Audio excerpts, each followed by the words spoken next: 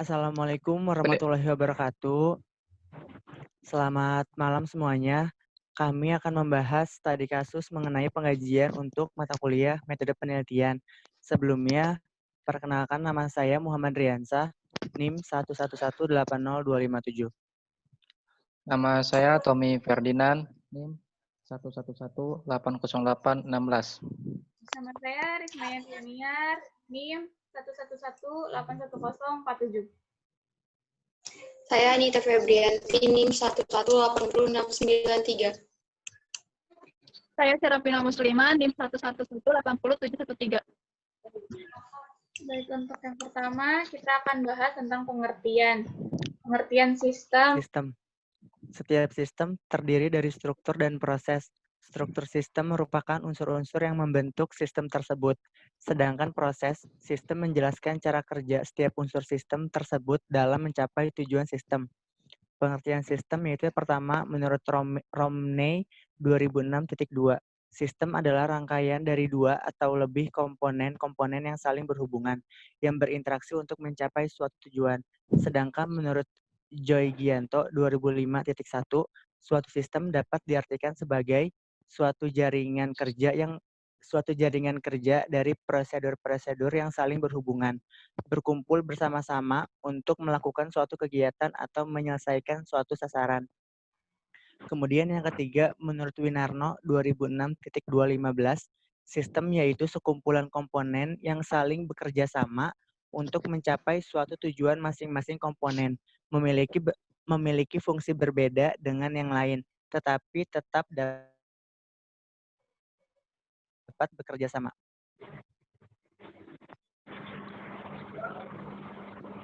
Karakteristik sistem.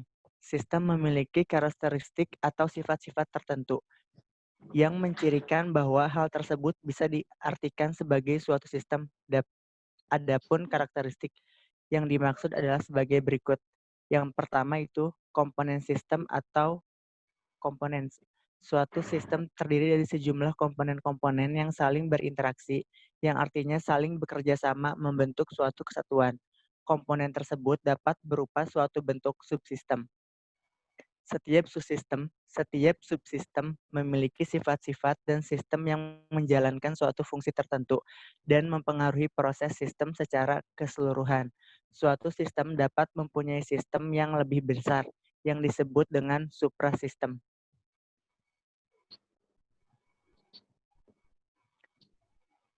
Kemudian yang ketiga, batasan sistem atau boundary.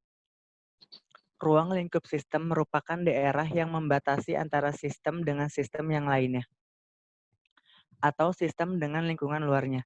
Batasan sistem ini memungkinkan suatu sistem dipandang sebagai satu kesatuan yang tidak dapat dipisah-pisah. Yang ketiga, lingkungan luar sistem atau environment. Bentuk apapun yang ada di luar lingkup sistem atau batasan sistem yang mempengaruhi sistem tersebut disebut dengan lingkungan luar sistem. Lingkungan luar sistem ini dapat menguntungkan dan dapat juga mencurigakan sistem tersebut. Lingkungan luar yang menguntungkan merupakan energi bagi sistem tersebut, yang dengan demikian lingkungan luar tersebut harus selalu dijaga dan dipelihara. Sedangkan lingkungan luar yang mencurigakan harus dikendalikan, karena kalau tidak, maka akan mengganggu kelangsungan hidup sistem tersebut.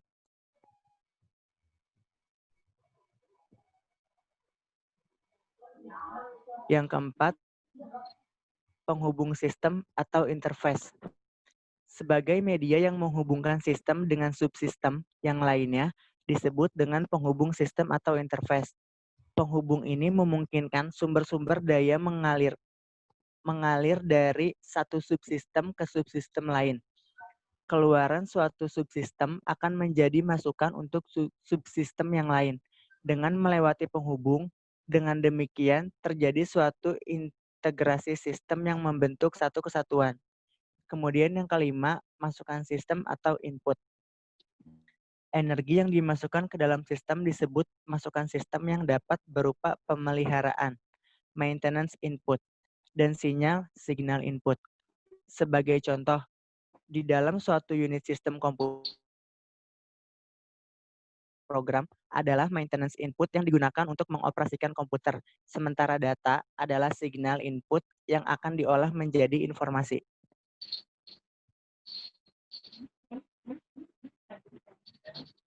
Yang keenam, keluaran input atau output.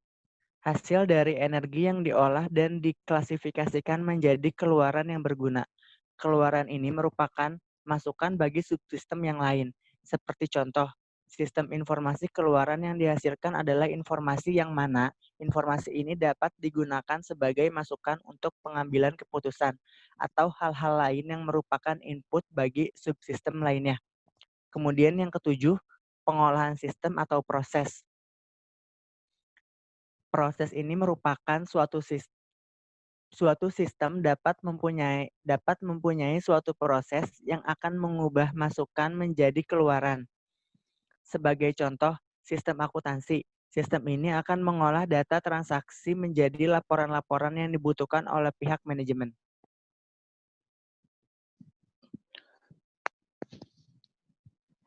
Selanjutnya yang ke-8, objektif. Suatu sistem memiliki tujuan dan sasaran yang pasti dan bersifat deterministik. Kalau suatu sistem tidak memiliki sasaran, maka operasi sistem tidak ada gunanya. Suatu sistem dikatakan berhasil bila mengenai sasaran atau tujuan yang telah direncanakan. Klasifikasi sistem. Sistem dapat diklasifikasikan dari beberapa sudut pandang, yaitu 1. Sistem abstrak dan sistem fisik. Sistem abstrak adalah sistem yang berupa pemikiran atau ide-ide yang tidak tampak secara fisik. Yang B, sistem fisik adalah sistem yang tampak secara fisik sehingga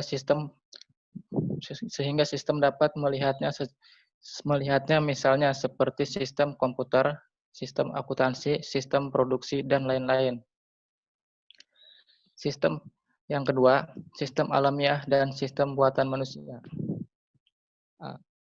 Sistem alamiah adalah sistem yang terjadi melalui proses alam, tidak dibuat oleh manusia, misalnya seperti tata surya, sistem galaksi, sistem produksi, dan lain-lain. Yang B, sistem buatan manusia adalah sistem yang dirancang oleh manusia. Sistem buatan yang melibatkan intervensi manusia, misalnya seperti akuntansi, sistem informasi, dan lain-lain. Yang ketiga, sistem dan sistem probabilistik. A. Sistem deterministik adalah sistem beroperasi dengan tingkah laku yang sudah diprediksi. Interaksi bagian-bagian dan dapat dideteksi dengan pasti, sehingga keluaran dari sistem dapat diramalkan. Misalnya, sistem komputer adalah contoh sistem yang tingkah lakunya dapat dipastikan berdasarkan program-program komputer yang dijalankan.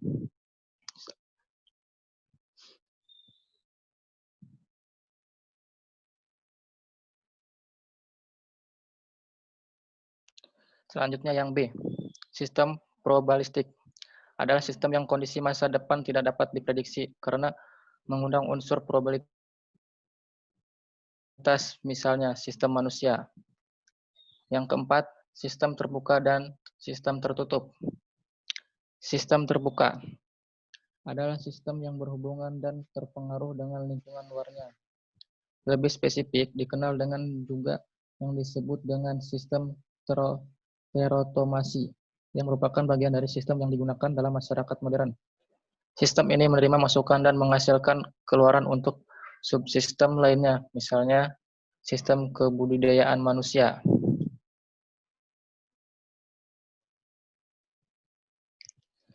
Selanjutnya, sistem tertutup adalah sistem yang tidak berhubungan dan tidak terpengaruh dengan lingkungan luarnya.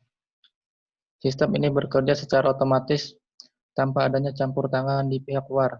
Secara teoris, sistem tersebut ada, tetapi kenyataannya tidak ada sistem yang benar-benar tertutup. Yang ada hanyalah secara relatif tertutup, tidak benar-benar tertutup. Selanjutnya, daur hidup sistem. Siklus hidup sistem adalah proses evolusioner yang diikuti dalam penerapan sistem atau subsistem informasi berbasis komputer. Siklus hidup sistem terdiri dari serangkaian tugas yang mengikuti langkah-langkah pendekatan sistem. Siklus hidup sistem sering disebut sebagai pendekatan air terjun, waterfall. Bagi pembangunan dan pengembangan sistem, adapun beberapa fase atau tahapan dari daur hidup suatu sistem adalah sebagai berikut.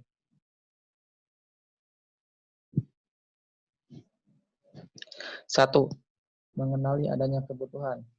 Sebelum segala sesuatu terjadi, timbul suatu kebutuhan atau problema yang harus dapat dikenali. Sebagaimana adanya kebutuhan dapat terjadi sebagai hasil perkembangan organisasi. Kapasitas. Kebutuhan itu meningkat melebihi kapasitas dari sistem yang ada. Semua kebutuhan ini harus dapat didefinisikan dengan jelas. Tanpa adanya kejelasan dari kebutuhan yang ada, pengembangan akan kehilangan arah dan efektivitasnya. Yang kedua, penggunaan sistem. Suatu sistem atau seperangkat prosedur yang harus diikuti guna menganalisis kebutuhan yang timbul dan membangun suatu sistem untuk memenuhi kebutuhan tersebut.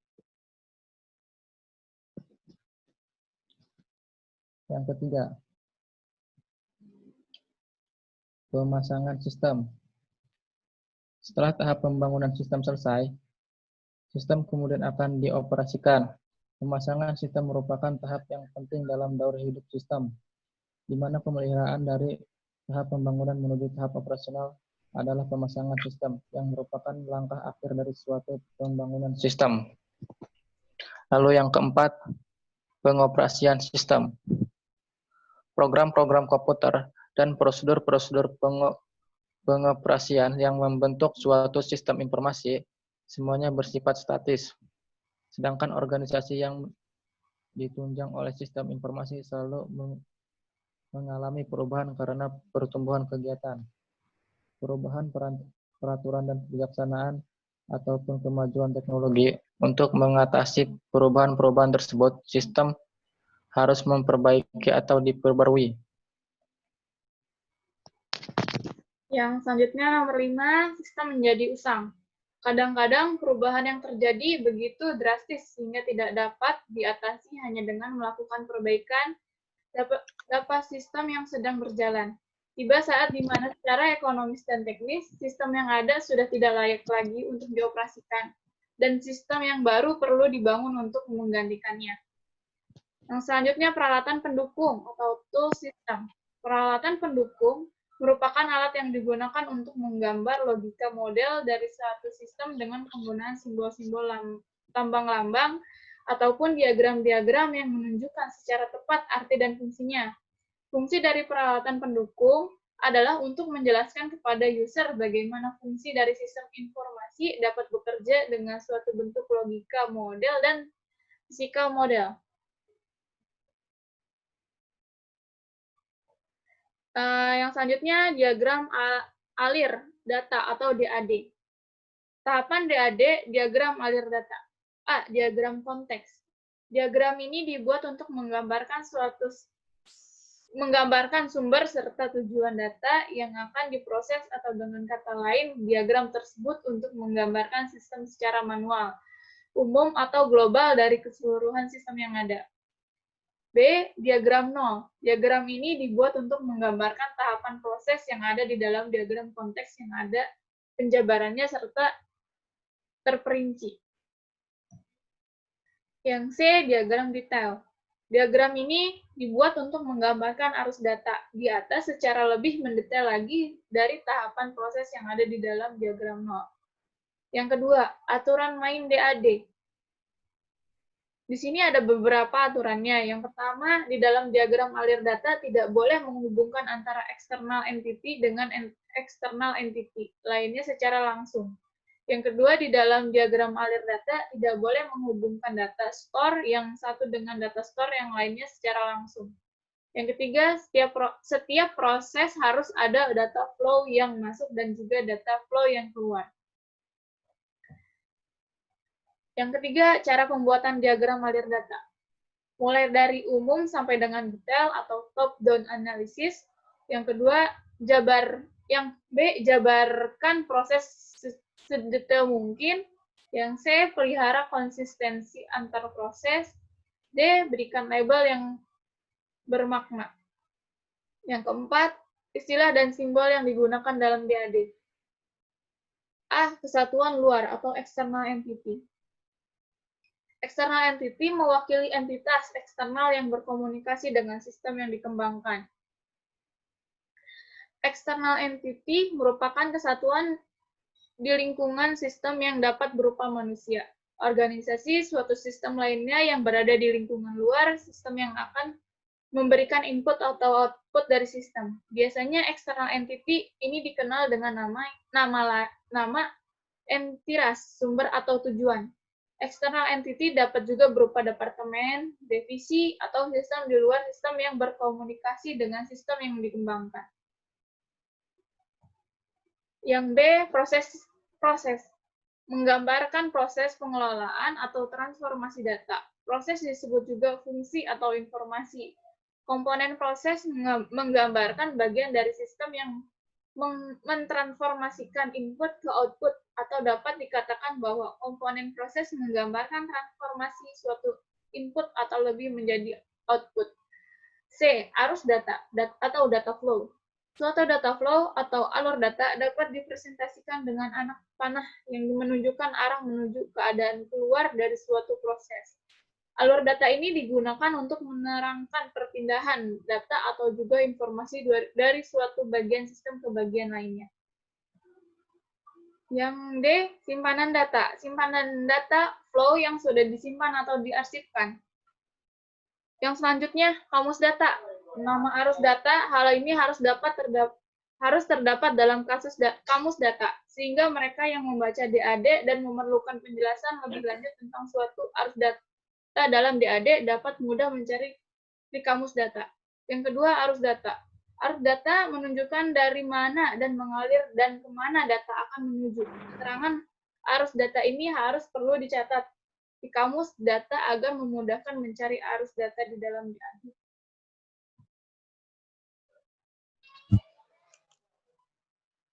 Selanjutnya, Anita.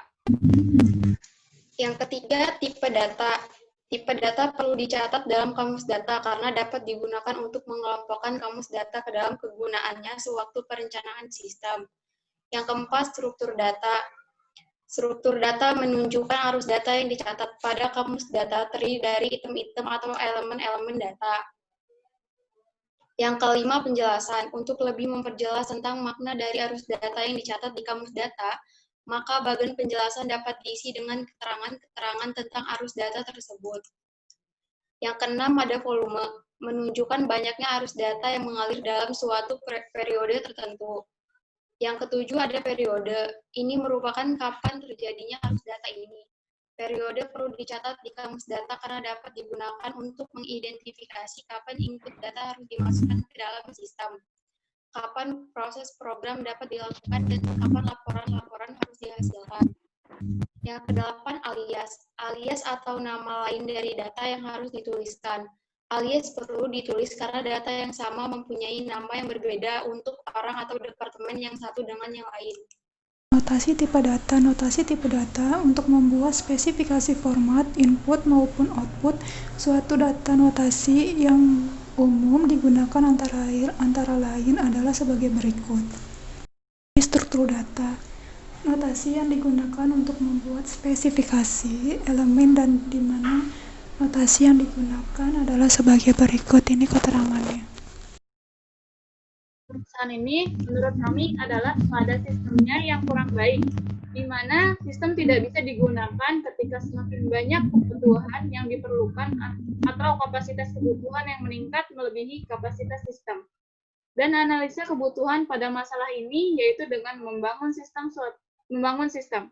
Suatu sistem atau seperangkat prosedur yang harus diikuti guna menganalisis kebutuhan yang timbul dan membangun suatu sistem untuk memenuhi kebutuhan tersebut.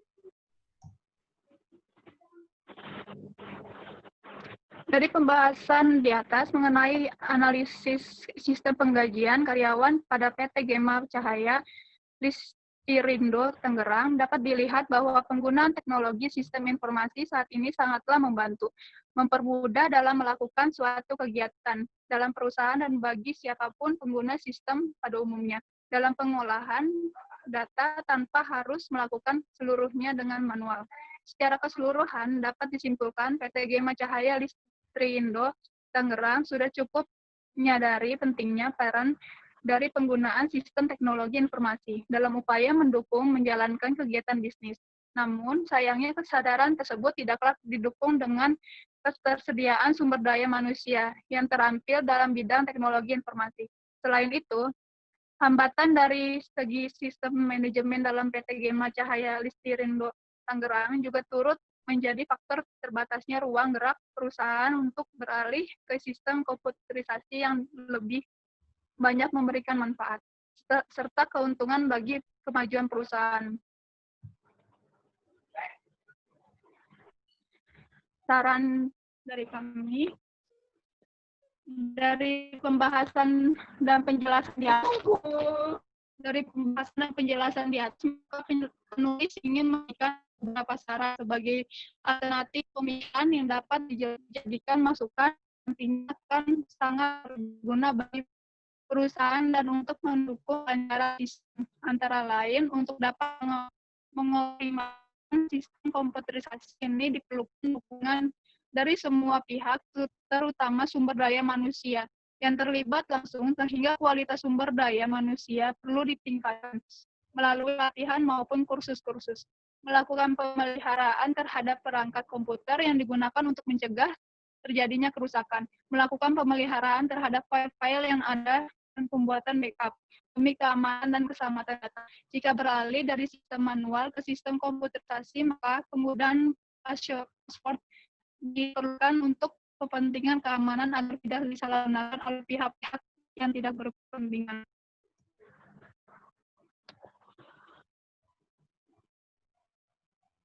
Sekian tentang penggajian dari kelompok kami. Mohon maaf apabila ada kurang lebihnya. Assalamualaikum warahmatullahi wabarakatuh.